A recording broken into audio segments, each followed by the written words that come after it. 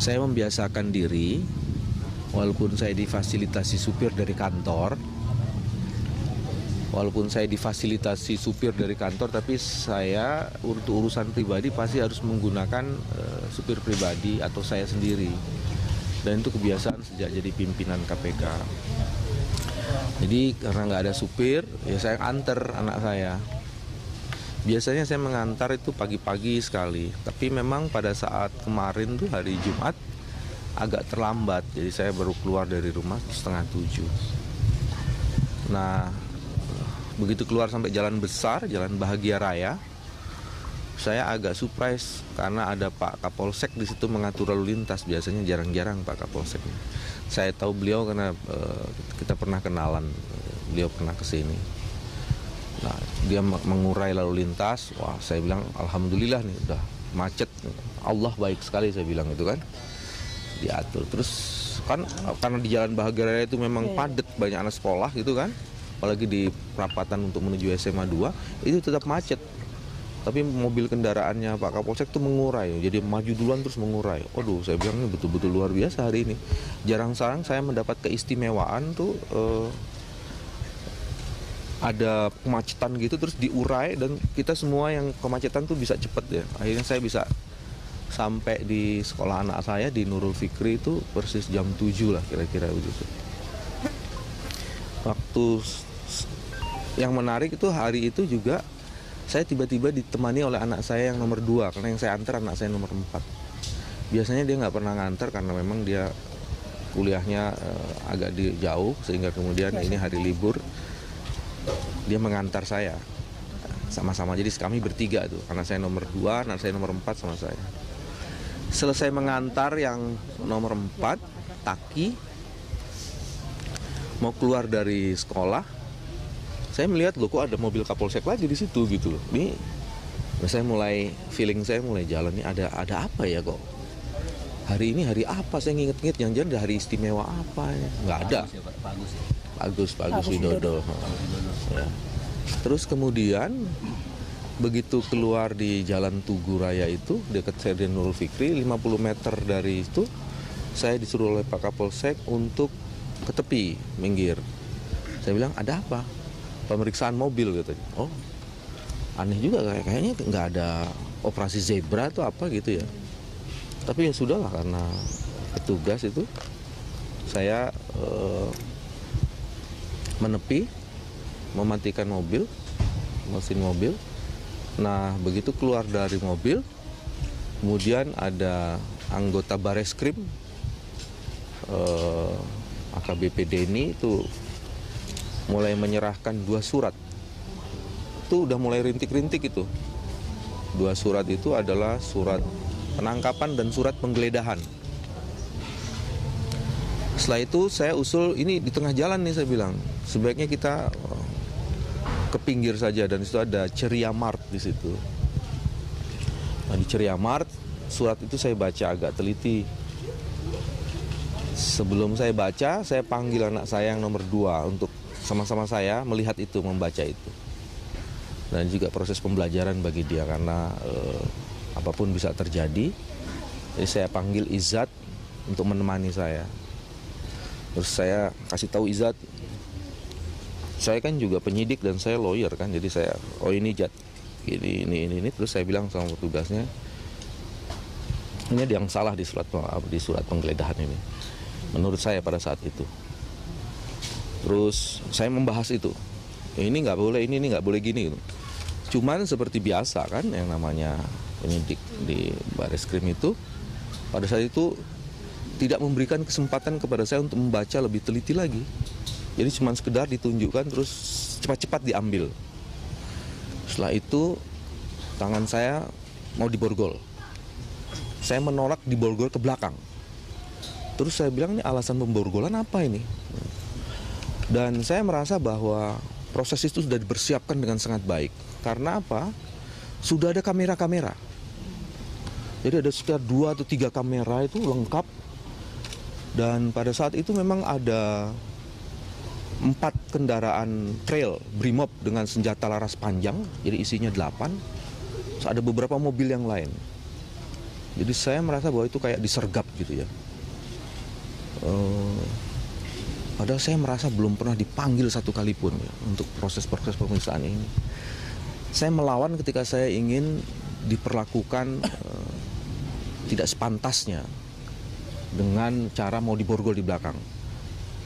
Anak saya bilang bahwa ini tidak benar yang begini-begini. Saya kasih tahu ke anak saya ini, memang learning by doing ini. Akhirnya mereka borgol di depan. Ya sudah, saya ikut saja di borgol. Terus saya bilang, loh ini mobil saya nih, siapa yang mau ini? Karena kan saya nyupir sendiri kan, siapa yang mau mengendarai mobil saya? Oh itu gampang, ditunjuk itu, saya kasih kuncinya, ya sudahlah. Ini mobil mau diantar ke rumah nggak? Kalau mau diantar ke rumah, karena saya masih pakai sarung, masih pakai ini, karena sejak subuh saya belum ganti pakaian. Nggak dikasih. Oke, kalau begitu saya minta yang kedua, kalau nanti di suatu tempat, tolong berhenti sebentar, silahkan cari tempatnya, saya mau buang air kecil. Tidak bisa. Jadi saya ada dalam under pressure itu, tidak bisa buang air kecil, pakaian saya masih seperti itu, dan saya diminta masuk ke mobil. Nah, ketika masuk ke mobil itulah saya meminta anak saya menemani.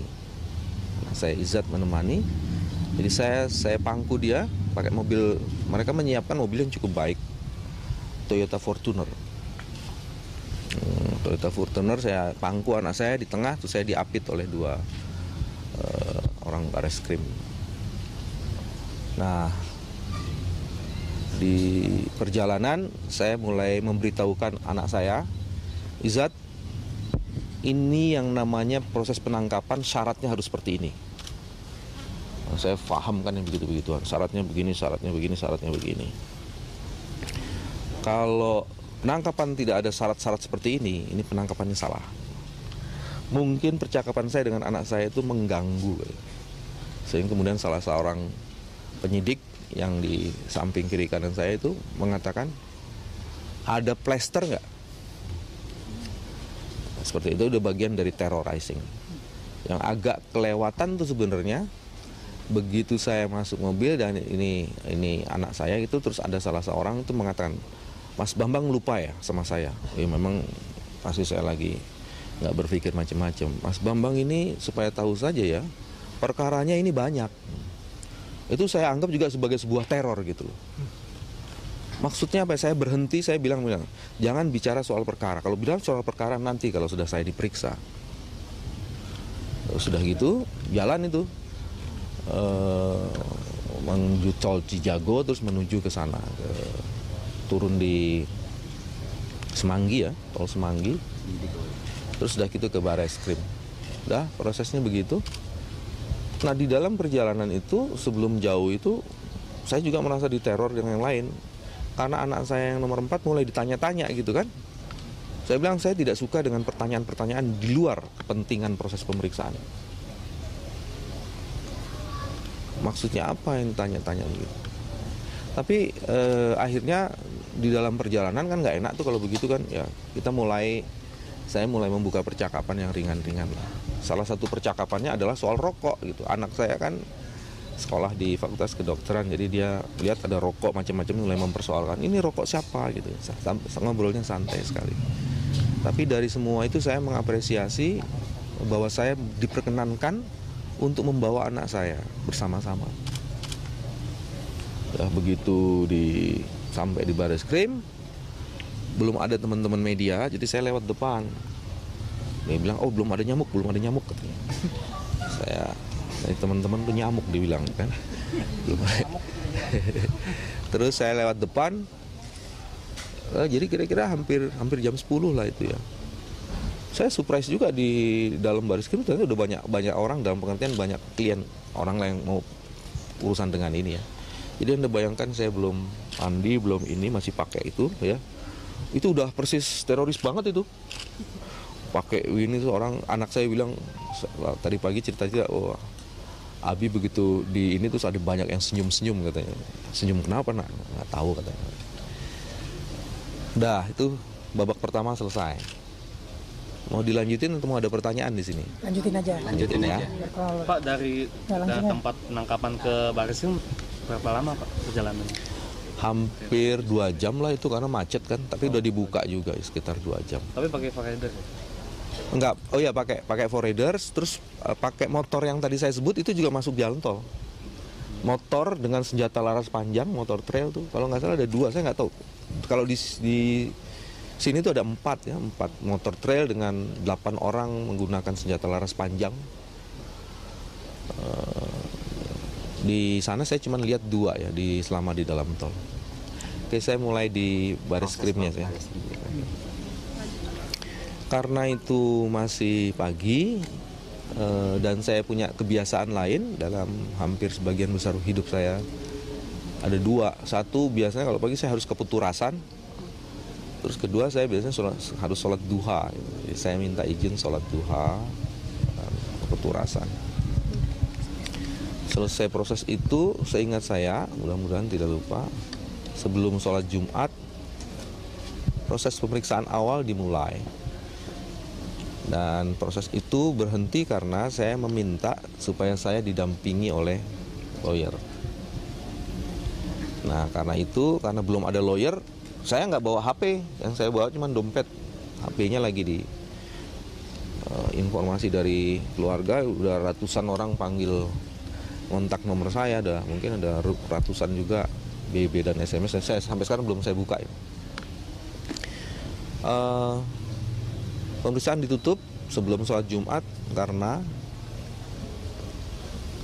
saya belum didampingi lawyers. Nah, pada saat itu pertama kali pimpinan KPK yang bertemu saya, Pak Adnan Pandu. Beliau mengatakan bahwa beliau baru ketemu PLT Polri. Ada 5 poin yang dia jelaskan di situ.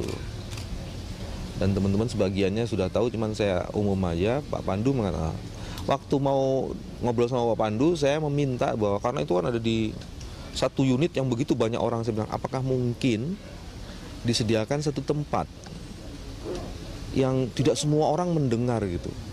Wah, itu pertama kali susah tuh. Saya bilang, waduh, sampai Pak Pandu mau disuruh pulang itu. Akhirnya diberikan satu tempat.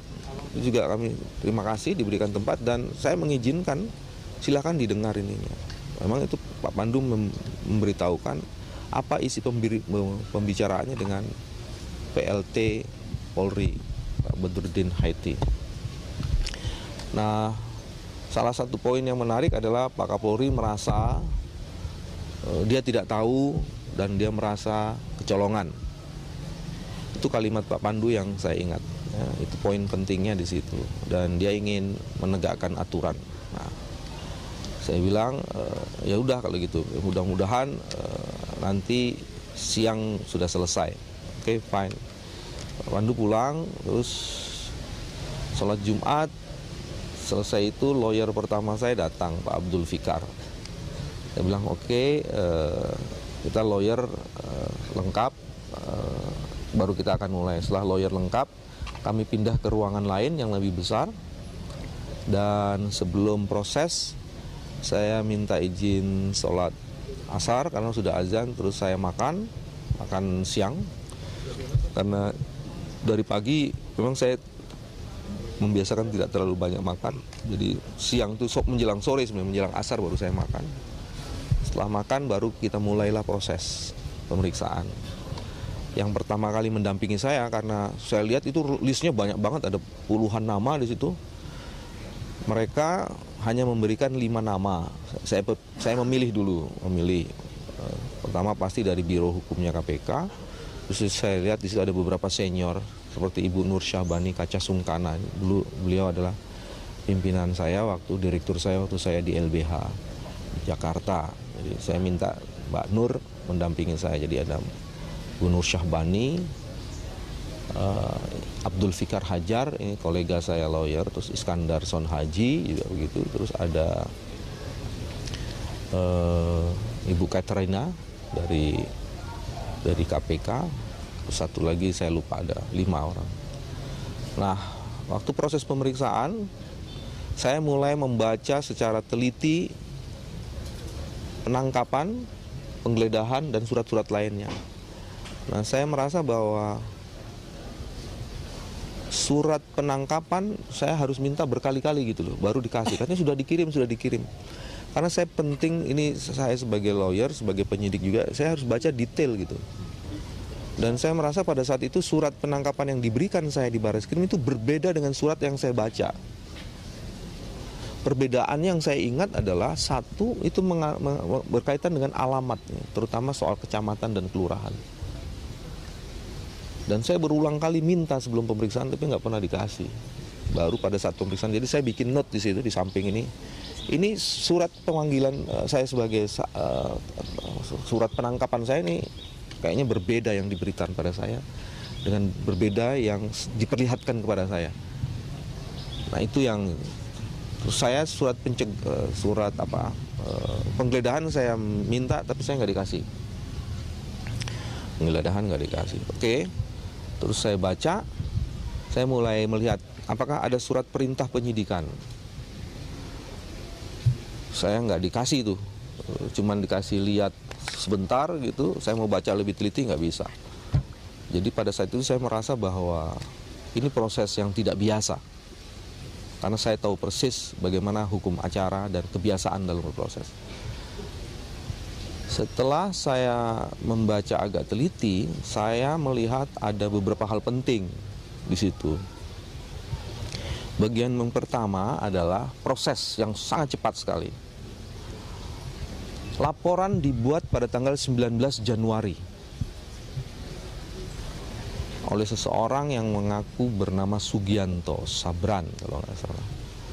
Pada tanggal 20 Januari itu sudah ada surat perintah penyidikan, ada surat perintah penggeledahan, dan surat perintah penangkapan. Surat perintah penggeledahan, ada dua itu. Surat perintah penangkapan tuh tanggal 22 Januari. Pada titik ini memang kecepatan untuk menyelesaikan masalah seperti itu menurut saya agak surprise saya. Ada contoh lain, saya baru tahu dari Mas Bambang Harimurti, penggunaan pasal itu dalam satu case yang lain, itu sampai hari ini belum pernah itu kasus itu ditindaklanjuti gitu loh. Jadi saya merasa teman-teman di kepolisian sudah meningkat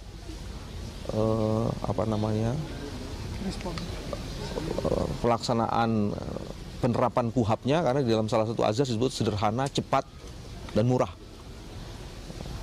Mudah-mudahan bisa masuk di Guinness Record the Book ya. Terus ada beberapa saya mulai lihat gitu ya. Pertama di surat penangkapan. Dalam isinya itu saya akan diperiksa gitu. Jadi surat penangkapan bukan kalau penangkapan saya menangkap ini dengan alasan itu, tapi di situ beda tuh. Isinya tuh saya akan diperiksa. Jadi kata-kata penangkapan yang di dalam itu nggak ada gitu loh, di dalam konten itunya. Dan penangkapan itu kan harus 1 kali 24 jam. Di situ surat itu mengatakan di poin keduanya bahwa penangkapan ini dilakukan sampai dengan selesai. Sehingga kemudian ada bias, saya bilang nih bias pertama adalah penangkapan harus 24 jam itu tidak disebutkan dalam poin 1, cuman di poin 2-nya sampai selesai. Ini sampai selesai ini berarti bisa berhari-hari nih. Nah, saya masukkan itu sebagai catatan saya. Catatan yang kedua saya masukkan tuh pasal 242-nya. Di pasal 242 itu ada ayat 1, ayat 2, ayat 3. Maka kemudian saya bertanya, ini yang dikenakan kepada saya ayat yang mana ini? Coba dijelaskan. Mas, ini harus Anda sebut saya ini sebagai pembujuk, penyerta, pelaku penyerta atau apa? Saya ini bukan, kalau itu pasal 55 ya. Saya ini apakah melakukan, saya yang di bawah sumpah palsu, saya yang mempengaruhi atau siapa? Nah itu menurut saya nggak jelas, padahal surat seperti itu harus jelas karena ini penting untuk pembelaan saya. Dan juga ini penting bagi mereka, karena kalau saya harus menjawab, kan harus nggak bisa kayak nebar jala gitu kan. Nah begitupun pasal 55-nya, kalau di KPK itu kalau menghubungkan pasal 55 pasti dia sebut pasal 55 ayat 1 ke 1 KUHP. Karena itu masing ayat 1 ke 1, ayat 1 ke 2, ayat kedua itu beda-beda ya. Kualifikasi deliknya tuh beda-beda. Jadi saya merasa bahwa saya tidak mendapatkan kejelasan yang clarified gitu untuk saya menjawab pertanyaan-pertanyaan itu. Sehingga kemudian di dalam pertanyaan lanjutan setelah proses awal yang tadi berhenti, saya mempertanyakan, saya mohon dijelaskan kualifikasi delik yang dijadikan dasar tuduhan saya, pasal 242 dan pasal 55. Bila mana ini tidak cukup lengkap dijelaskan, maka saya menolak untuk menjawab pertanyaan. Itu pertanyaan ketiga kayak gitu, udah mulai gitu kan. Dan di pertanyaan selanjutnya karena menurut saya itu tidak dijelaskan, saya menolak menguraikan jawaban pertanyaan sebelum saya diberikan penjelasan yang cukup. Sehingga seluruh pertanyaan itu ada sekitar 8 lah, 8. Sekitar jam 5, setengah 6 proses sudah selesai. Nah setelah itu sudah, saya tinggal koreksi-koreksi saja sampai malam. Terus dari mulai maghrib ke atas, isya gitu, itu yang terjadi adalah saya dikasih lagi surat berita acara penggeledahan, berita acara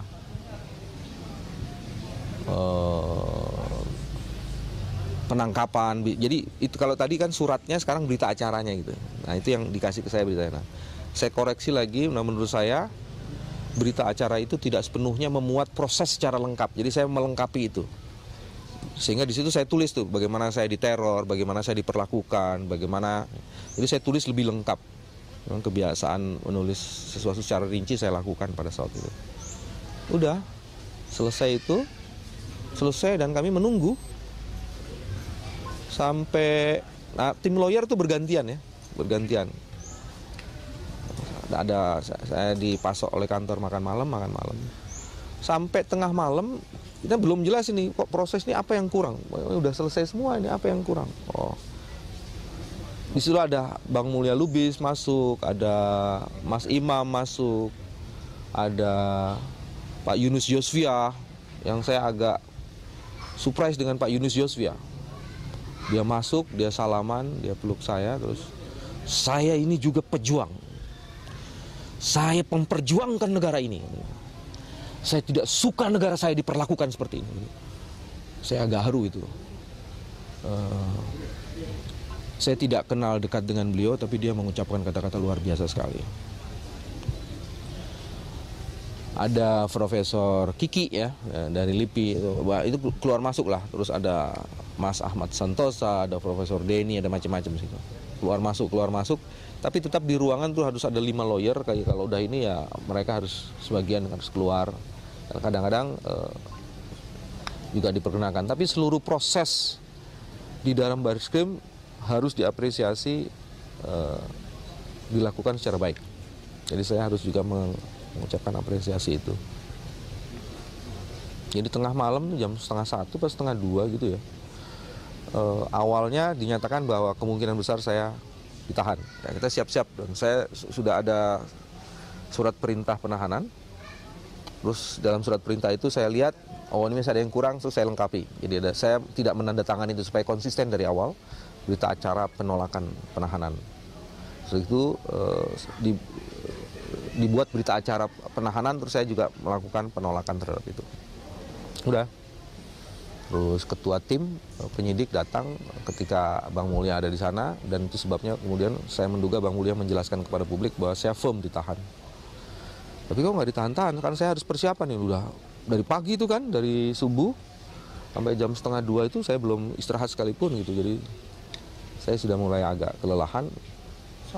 Komnas HAM ada di situ terus. Bahkan saya mendapat surat dari Komnas HAM, dia mengajukan permohonan penangguhan. Salah satu anggota Komnas HAM tuh sudah mengatakan, oh ini udah torture nih, udah malam. Saya nggak mengambil respon terhadap itu. Sudahlah. Ketua Komnas HAM, Profesor Hafidz Abbas juga datang. Hampir sebagian besar anggota Komnas HAM menjenguk saya pada malam itu. dan sebagian besar teman-teman juga diperkenakan masuk, tapi tidak boleh masuk di ruang pemeriksaan. Jadi kadang-kadang selesai waktu mau sholat saya ketemu macam-macam. Nah, pada saat malam itu terakhir itu Pak Pandu dan Pak Zulkarnain datang bersama-sama ketua tim penyidiknya. Rupanya beliau baru ketemu Pak Badrudin lagi, dan pada saat itulah ketua tim penyidik menjelaskan sesuatu yang itu berbeda dengan penjelasan awal. Saya diperkenalkan pulang. Ya sudah, setelah itu dengan jaminan Pak Pandu dan Pak Zulkarnain. Jaminannya adalah saya akan kooperatif, kalau dipanggil harus datang, dan saya memang pasti harus seperti itu. Saya ingin menunjukkan sebagai seorang penegak hukum, kalau menghadapi masalah hukum ya harus menunjukkan kualitas penegak hukumnya. Jadi saya pasti akan, kalau dipanggil ya pasti datang. Di pemeriksaan selanjutnya kemungkinan minggu depan, saya nggak tahu, dari surat panggilan akan ditujukan kepada kantor. Ada pertanyaan celetukan ya, ini sebagai dari beberapa teman lawyer selama proses ini. Misalnya gini, kenapa kok saya diambil dengan cara seperti itu? Kenapa nggak datang aja ke C1? Penyidiknya dengan bercanda, kalau ke C1 mana bisa kita ambil katanya.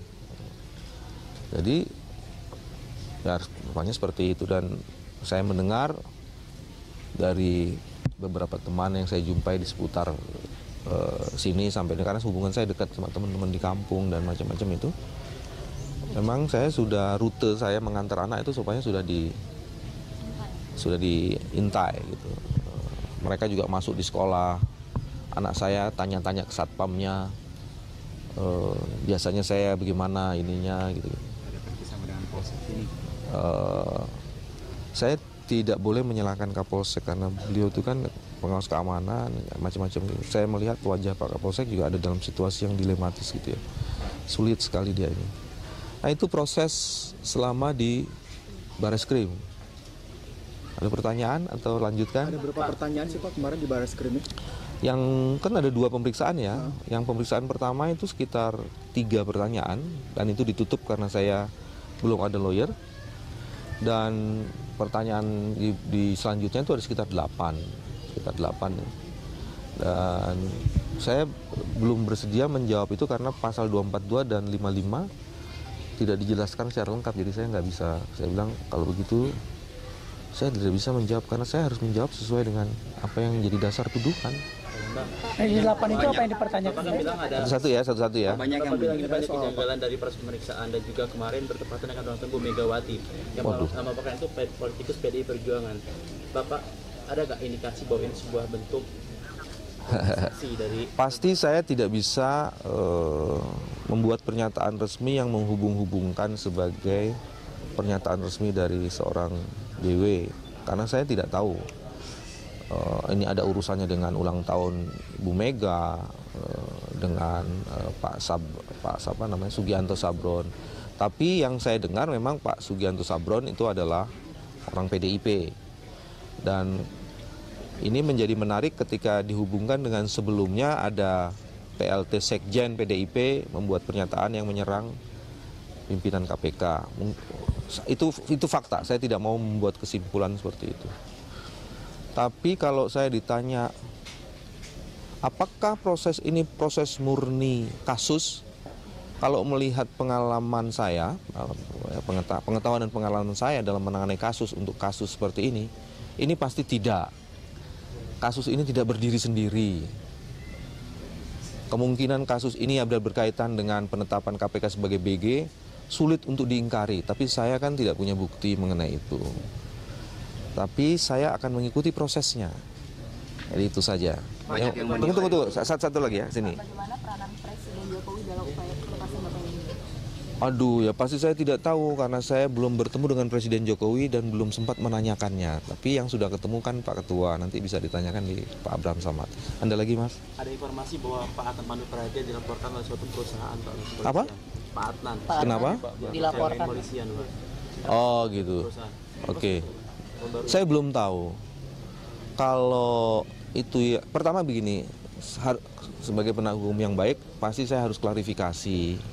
Saya nggak boleh membuat pernyataan yang memang secara faktual belum ada di tangan saya, gitu ya. Anda, Mas? Pak, banyak penilaian bahwa ini adalah upaya pelemahan KPK. Salah satunya mantan Menko Polhukam Kabinet Indonesia Bersatu Jilid 2 itu, Pak Joko bilang bahwa Anda harus mundur karena status Anda sebagai tersangka. Yeah. Ini dari soal Pak Arnan juga segala macam. Apakah upayanya ke situ, Pak? Mungkin harus dinaikin satu level ya. Ini pelemahan atau penghancuran sih? Itu ya. Kalau soal posisi saya, secara personal saya mempertimbangkan begini. Saya ingin sebagai penegak hukum itu saya konsisten.